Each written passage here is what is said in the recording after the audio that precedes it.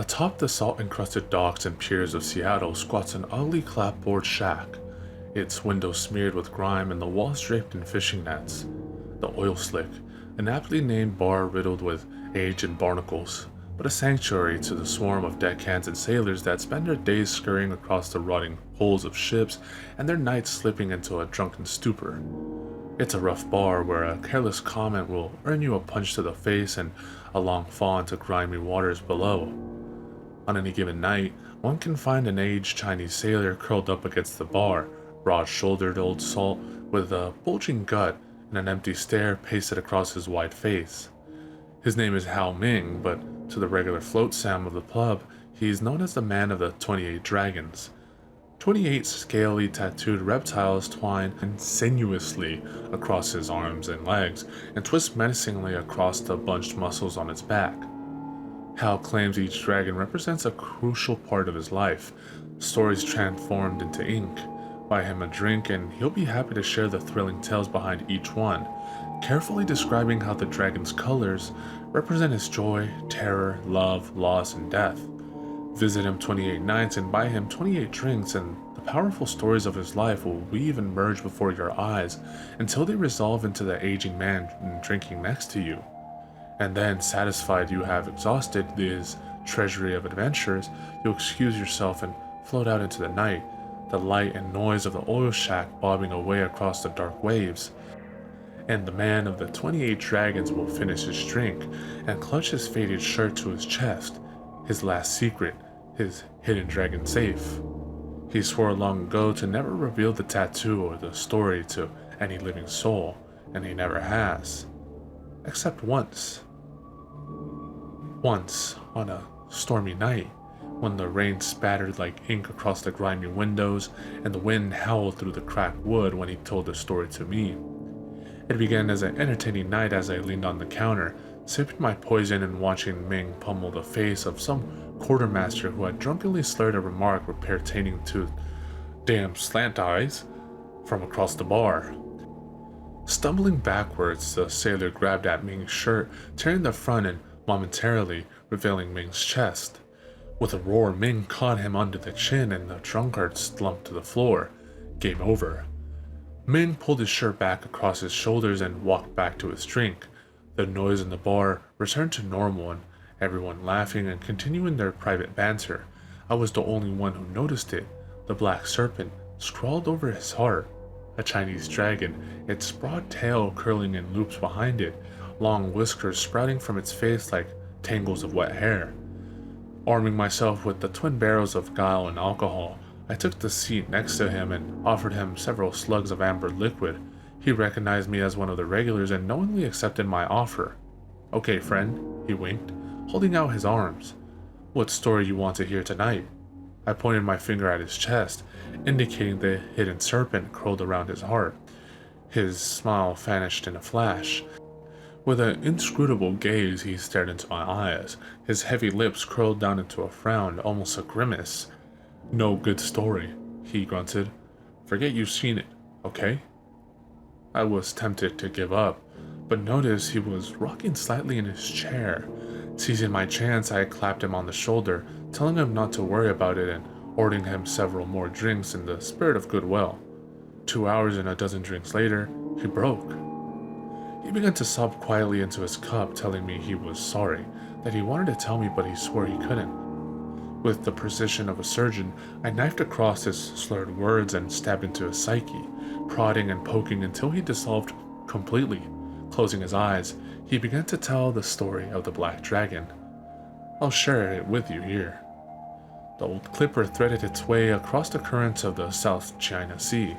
With a hole filled with rice, she was bound on a 3-week trip to Sydney. Ming, the lines of age not yet etched so deeply into his face, was a simple deckhand on the rusted peeling bucket.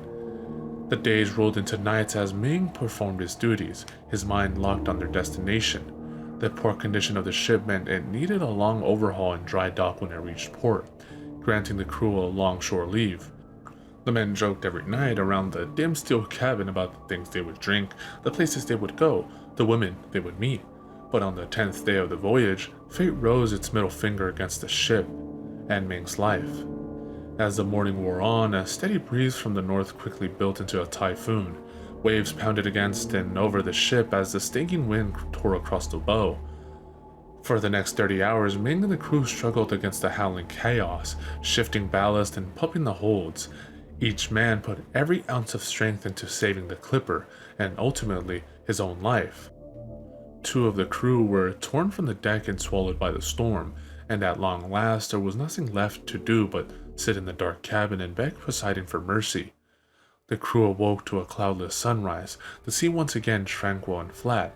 Walking outside, they surveyed the damage. The rudder had been torn free and the engine blocks destroyed. The ship was adrift. The cargo hold had been flooded, the cargo lost. Even worse, the crashing waves had reached over the boat and sheared off the communication tower. Without radio navigation, low on food and fresh water, the crippled ship drifted helplessly across the blue expanse. Ming lay prostrated on the metal deck, feeling the sun beat savagely against his body. 3 nights ago, the food supplies had run out and the water was put on ration. A deckhand had died of an infected wound. Another injured man had escaped slow, lingering death by hanging himself. Morale was nil.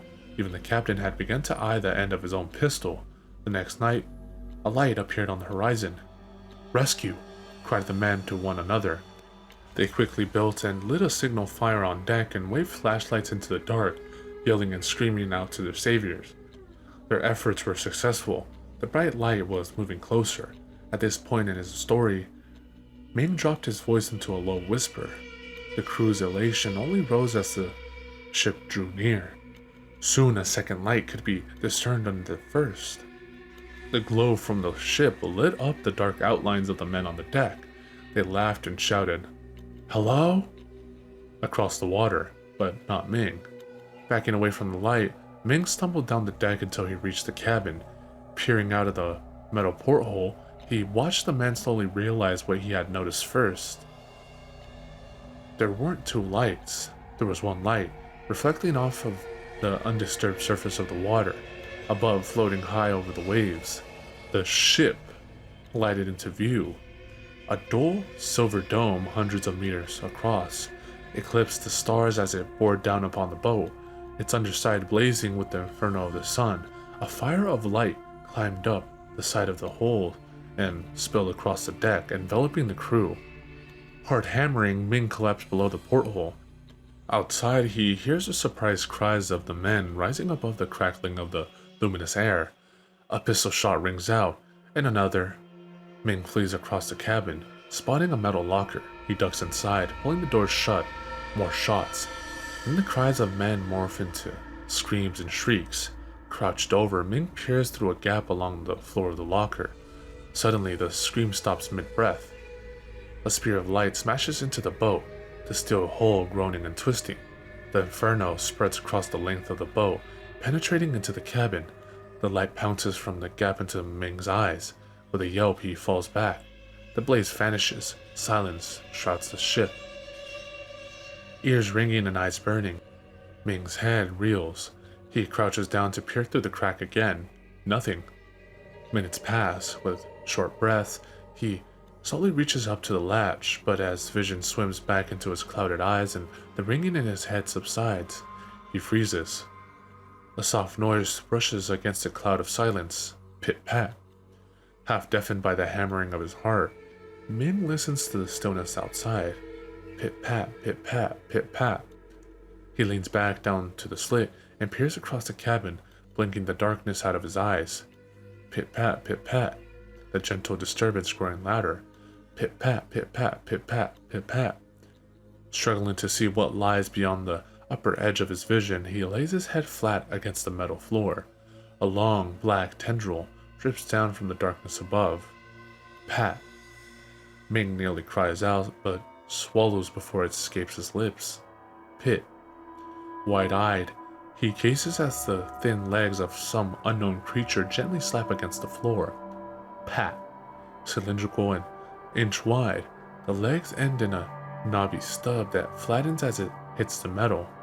Pit. The legs stalk back and forth in front of the locker with the gentle rustling of disturbed leaves. Pat. Pit-pat, pit-pat, pit-pat, pit-pat, pit-pat. The feet patter as the creature slowly walks the length of the cabin. Pit-pat, pit-pat, pit. The tendrils pause in front of the locker.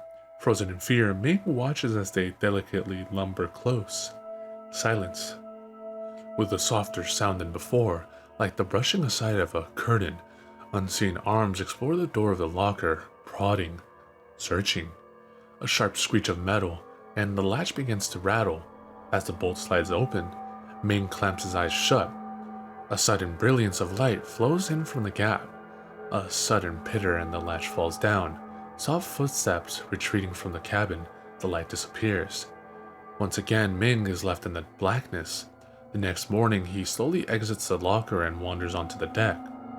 The boat is devoid of life. The deck and the cabin are seared glossy black. A wide hole melted through the steel yawns down into the hole below. Quickly, Ming grabs the remaining fresh water and stores it onto the ship's lifeboat, along with a scorched pistol he finds near the railing. With starvation a certainty, he casts away from the clipper, rowing endlessly until its dark shape disappears over the horizon. The next day, he's discovered and rescued by an Australian freighter. He rages deliriously of floating lights and thin tendrils of legs that slap and soft rustling in the night. A week later, he explains to an official inquiry that the ship's fuel tanks exploded and sunk with all hands but himself. The clipper is never found, and the public interest fades. Ming moves on with his life. As he finishes his story, he opens his eyes. I'm astonished, not to mention doubtful, at his vivid account. Still, I can't figure out why he has kept such an incredible tale silent for so long. I ask. He turns towards me, tears rolling down from the wrinkled corners of his eyes. I sure enough told you story, he mumbles. I no tell story, and people stay happy. Annoyed, I grab my hat and rise to leave. Suddenly, he grabs my coat with both hands and pulls me toward his face. The sounds, he cries. I hear them before. I hear them after. My whole life I hear them, but not see them. Now I know. I know what stalks in the night outside my window. He waves a finger in front of my face. You hear them too, but you know not what they are. I know. They following you too. Pit-pat, pit-pat, pit-pat, pit-pat. Behind you in the shadows. Anguished, he screams, spit and tears flying off of his face. Always, always they are watching you from the darkness.